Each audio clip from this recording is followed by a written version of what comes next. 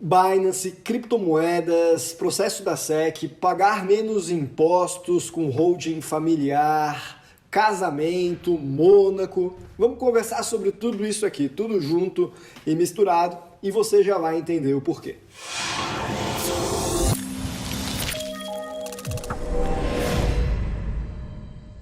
Pessoal, eu me chamo Guilherme e a gente está no quadro de perguntas e respostas aqui da Capital Global. Não conhece? A Capital Global é uma empresa especializada em estratégias de internacionalização, então nós falamos muito sobre a abertura de empresas para proteção patrimonial, contas offshore, criptomoedas. A gente mostra como a internacionalização pode auxiliar você a preservar o seu patrimônio, a ter um negócio com escala global, a ter um negócio com um público consumidor no mundo inteiro, e também a se proteger do risco Brasil. Se você gosta desse tipo de conteúdo, considere se inscrever no canal, inclusive. E é por isso que nesse contexto surgem várias perguntas de diferentes setores dos assuntos que nós costumamos abordar por aqui. E se você quiser algo mais personalizado, não hesite em nos contatar, inclusive, pelo e-mail contato@capitalglobal.com.br ou ainda pelo site que vão estar aqui na descrição.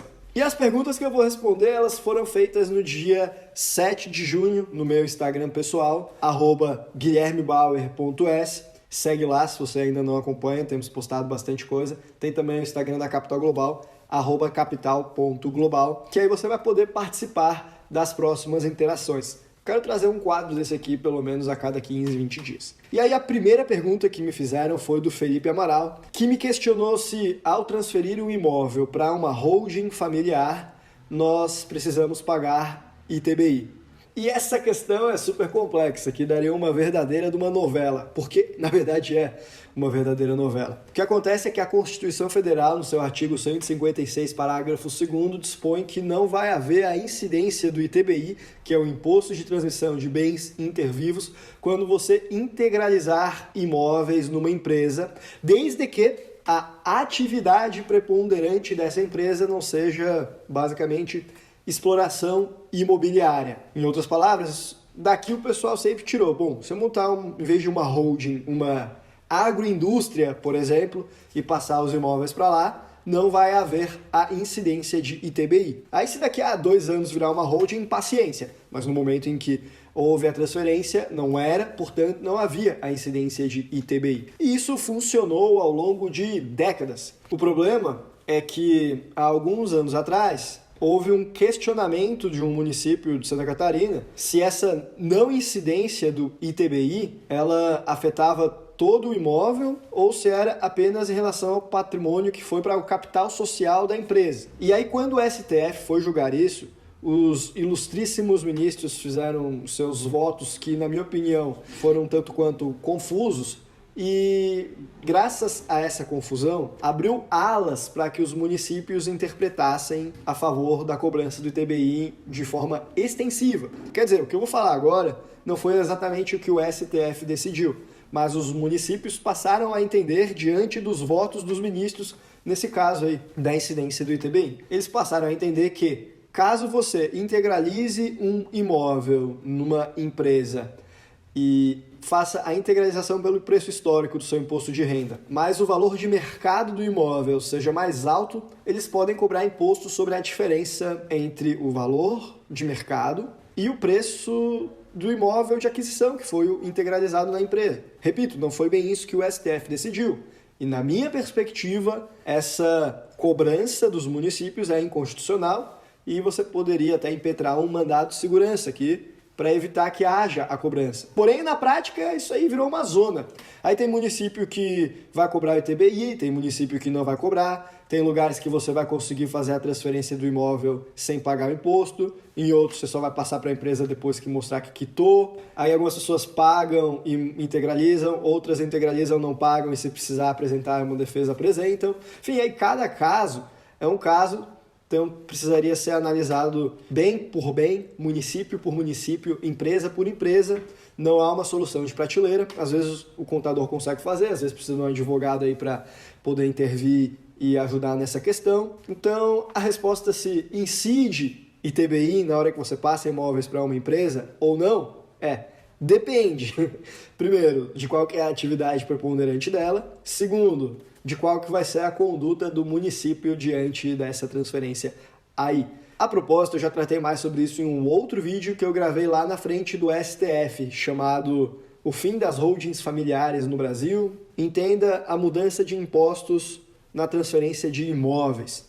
Eu vou deixar o vídeo aqui no izinho para que você possa conferir. Aí, na mesma linha, ainda sobre holding, veio a pergunta do Ítalo Mansur, que ele perguntou sobre formas de pagar menos impostos com aluguéis no patrimônio, né? Então, aqui vai uma holding, porque se você alugar um imóvel que você possui para terceiros e esse imóvel ele está dentro da sua pessoa física, o imposto é carnê-leão, que chega até 27,5%. Ao passo que se você alugar esse imóvel e ele pertence a uma holding, que está no lucro presumido, por exemplo, o imposto é fixo em 15% sobre os frutos que você receber aí do aluguel, o que muitas vezes significa que você vai estar pagando menos impostos. Essa é a única maneira? Não. Uma outra maneira seria você fazer a saída definitiva do país, que ao fazê-la, você para de pagar impostos no Brasil, exceto sobre fonte de renda brasileira, só que sobre essa ela vai incidir com uma alíquota diferente. Por exemplo, se for imóveis no Brasil, vai ser sempre 15% também, ainda que você esteja alugando na sua pessoa física. Então aí vai as duas das principais maneiras de você conseguir diminuir os impostos que você paga quando recebe aluguéis. E ainda tem aquela que os antigos faziam, porém é ilegal, que era receber em dinheiro e se esquecer de declarar e combinar isso com o inquilino. Porém, como eu disse, isso é ilegal, você não deveria fazer isso. Na sequência, o Ítalo Mansur também questionou como que nós podemos fazer para diminuir a taxação sobre a herança. Bom, pegando a linha aqui das holdings familiares, é importante mencionar que no Brasil o imposto que incide é o ITCMD, Imposto de Transmissão, Causa Morte ou Doação. E aí uma boa maneira de você conseguir evitar essa tributação é tendo bens móveis no exterior. A Constituição Federal Brasileira prevê lá no artigo 155, que fala de ITCMD, que quando se tratar de bens móveis no exterior, de herança desses bens no exterior, vai precisar de lei complementar federal que regulamente como que vai ser a cobrança desse ITCMD. Porém, até hoje o Congresso Nacional não fez essa lei complementar federal. Então, não se deve falar em cobrar ITCMD sobre herança de bens no exterior. Então, se você botasse uma empresa offshore sendo a dona da holding brasileira, por exemplo, agora a herança não seria mais as cotas da empresa brasileira, seria as cotas da empresa estrangeira, bens móveis no exterior. Não haveria a incidência do ITCMD. Esse é só um exemplo. Só que o problema é que os estados, que é quem cobra o ITCMD, eles simplesmente não estavam nem aí pro fato de que não tinha lei complementar federal e começaram a cobrar o ITCMD igual de quem tinha aí bens móveis no exterior, na herança. E aí o pagador de impostos, lógico que não gostou, e entrou com processos que foram parar no STF, que acabou julgando repercussão geral ali, o tema 1124, salvo engano. Se eu tiver errado, alguém coloca aí nos comentários. O fato é, eles julgaram que realmente o pagador de imposto tem razão. Os estados não podem cobrar ITCMD de bens móveis no exterior, não. Só que eles modularam os efeitos da decisão para frente, que foi ali em abril de 2021. Então quer dizer, durante todo o tempo em que o Poder Judiciário ficou sentado em cima do processo, quer dizer, apreciando a matéria, aí não valeu. Mas daqui em diante agora, significa que não vai haver ITCMD, enquanto não houver lei complementar federal que regulamente isso daí.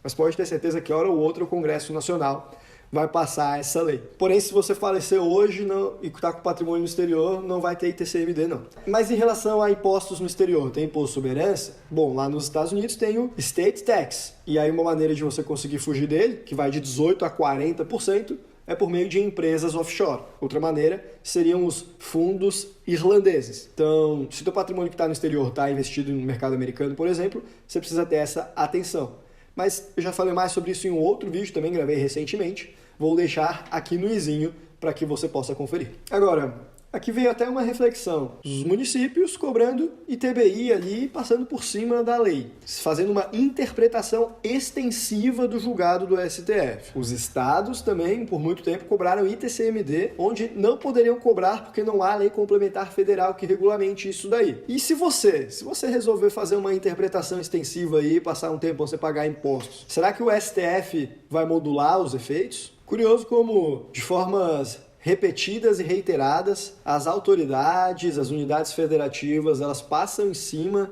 da lei para poder arrecadar mais e elas não sofrem consequência de ter que reaver esses valores, consequências criminais. Às vezes, na prática, até tem que reaver ali se tiver um processo de recuperação de crédito tributário, eu sei, e tudo mais. Porém, veja, é incomparável com a forma como o pagador de impostos é tratado. Mas isso é outra conversa. Vamos seguir aqui com as perguntas. E aí o Bernardo Carrara me perguntou como proteger o patrimônio dos fornecedores do casamento. Não é da esposa, dos fornecedores. Que ele está fazendo o casamento dele aqui, conforme eu pude checar, e certamente ele fez essa pergunta para mim porque ele sabe que eu me casei recentemente, foi no dia 4 de março agora de 2023. O pagamento das taxas de festa, de tudo que você vai fazer, buffet, decoração, é realmente bem caro. Então, deve ser por isso que ele está querendo se proteger. Aí, o que eu fiz na ocasião para poder economizar? Bom, primeiro, eu noivei, ainda estava na pandemia. Estava no fim da pandemia e teve uma alta de casamentos acumulados. Esperei passar, preferi agendar o casamento para uma data mais tarde, porque daí eu teria mais condições de negociar. Se eu agendasse naquela época que estava todo mundo fazendo casamento, ia ser muito mais difícil de barganhar preços, lei da oferta e da demanda. Além disso, a maior parte dos contratos que eu assinei tinham a opção de pagar mensalmente ou pagar 30% na entrada e 70% na saída, na data, uma semana antes, alguma coisa assim. Bom, como tinha um intervalo bem grande entre a data em que eu fiz os contratos e a data da festa, eu optei por esse modelo de 30-70, porque daí o dinheiro ficou na minha mão e aí eu pude utilizá-lo ali para investir e provavelmente fez mais sentido eu conseguir cultivar ali os juros que eu ganhei, os meus investimentos, a valorização do meu capital foi melhor do que se eu tivesse ficado pagando parcela por parcela. Além disso, tudo que deu para negociar pagamento em dinheiro, em espécie, eu consegui negociar e consegui um dinheiro bom de economia nisso daí. Não sei porquê, nem quero saber, mas o fato é que muitos serviços dão um bom desconto quando se paga em dinheiro e em espécie. Então, basicamente, tenta pagar o mínimo agora e deixar para pagar tudo nas vésperas, tenta pagar tudo em espécie e tenta deixar um intervalo bem grande entre a data que você está para fechar e a data do evento. E é claro, toda vez que você for sentar para fechar alguma coisa, pega pelo menos uns 3, 4 fornecedores e barganha o máximo possível. Aí o Jean Veloso me questionou se é melhor ele construir a vida dele no Brasil, o patrimônio também, ou fora. E aí ele questionou se eu penso em morar fora e comentou que me admira e que o trabalho e que a minha opinião vai ser importante na tomada de decisão dele. Em relação ao patrimônio, sem dúvida, na minha opinião, é construir fora. Eu acho uma insanidade deixar patrimônio no Brasil. Infelizmente, eu gosto muito do Brasil. Não tenho nada no Brasil? Claro que eu tenho. Tenho uma casa, tenho dinheiro do dia a dia, tenho alguma coisa que eu recebi de herança. Porém, o que eu acumulo, o que tem liquidez, tendo a oportunidade, eu estou internacionalizando na mesma hora. O Brasil é um mercado emergente, especulativo, considerado sem grau de investimento pelas principais agências de classificação de risco do planeta. A nossa bolsa, ela representa cerca de 1% do mercado mundial. Se você for olhar só o americano, representa cerca de 40%. O Brasil já deu calote na dívida, já teve histórico de hiperinflação, já trocou de moeda diversas vezes. Enfim, toda aquela história que você que está inscrito aqui no canal há mais tempo já sabe, que são pontos que me fazem ter bastante receio em deixar o patrimônio no Brasil. Eu acredito que, embora nos últimos anos, talvez décadas, desde o Plano Real para cá, o Brasil tenha passado, felizmente, por um período de certa estabilidade, eu acredito que isso é uma exceção num corte histórico da história que é o Brasil dos 500 anos, que as convulsões sociais foram que dominaram. Será que são novos tempos no Brasil? Ou será que a gente está vivendo um período pequeno e que logo a gente vai voltar à nossa normalidade, que é o caos, que são as convulsões sociais inerentes do nosso país? Eu não sei, eu não quero pagar para ver, então eu não deixo o meu patrimônio aqui. Agora, morar no Brasil ou morar fora? Bom, como eu não dependo de emprego, salário, eu sou um profissional autônomo, sou o dono do meu próprio negócio e eu tenho receitas em dólares também, na prática, é indiferente para mim morar fora ou morar no Brasil em termos de quanto que eu vou conseguir ganhar. Meu negócio é totalmente remoto. Onde eu moro não aumenta ou diminui a minha receita, porém muda meu gasto de vida. Então, faz sentido morar no Brasil do que morar, sei lá, nos Estados Unidos, no Uruguai, na Suíça, porque nesses países o meu custo de vida é maior. Então, eu busco ganhar em moeda forte e gastar em moeda fraca. Por isso que eu gosto de ficar no Brasil, gosto de ir para a Argentina, Paraguai. Agora, se eu penso em morar fora ou ficar no Brasil a vida inteira, sou uma alma livre. Eu adoro viajar. Ano passado, eu passei muito mais tempo fora do Brasil do que no Brasil. Eu fui para Portugal, fui para Espanha, fui para França, fui para o Paraguai, fui para Luxemburgo, fui para Amsterdã, nem sei mais para todos os lugares que eu fui. Esse ano também já tive na Argentina. Esse ano eu estou viajando menos, porque talvez eu não tenha negociado também os custos do casamento assim, então estou precisando dar uma segurada. E aí eu estou aqui no Brasil, onde a gente gasta em moeda mais fraca. O custo de vida é mais barato do que ficar 3 meses na Europa, por exemplo. Apesar de que Lisboa é uma cidade barata, quando comparada com São Paulo, por exemplo, isso é para quem resolver fixar raízes lá, mas para quem vai ficar em Airbnb ou em hotéis e tudo mais, aí já sai um pouquinho mais alto o padrão de vida. No mais, obrigado pelo elogio, porém não baseie a sua decisão no que é melhor para mim. Cada pessoa sabe o que é melhor para si mesma e não existe uma solução perfeita para todo mundo. São muitas as variáveis que precisam ser levadas em consideração aí. Aí a outra pergunta veio do Marlon Batitucci, que ele questionou se dinheiro fora do Brasil pode ser processado em algum processo, inclusive se estiver dentro de uma pessoa jurídica. Ou melhor, se pode ser bloqueado por conta de algum processo brasileiro. E sim, seria a resposta curta, porém é muito mais complexo do que seria para conseguir congelar valores no Brasil.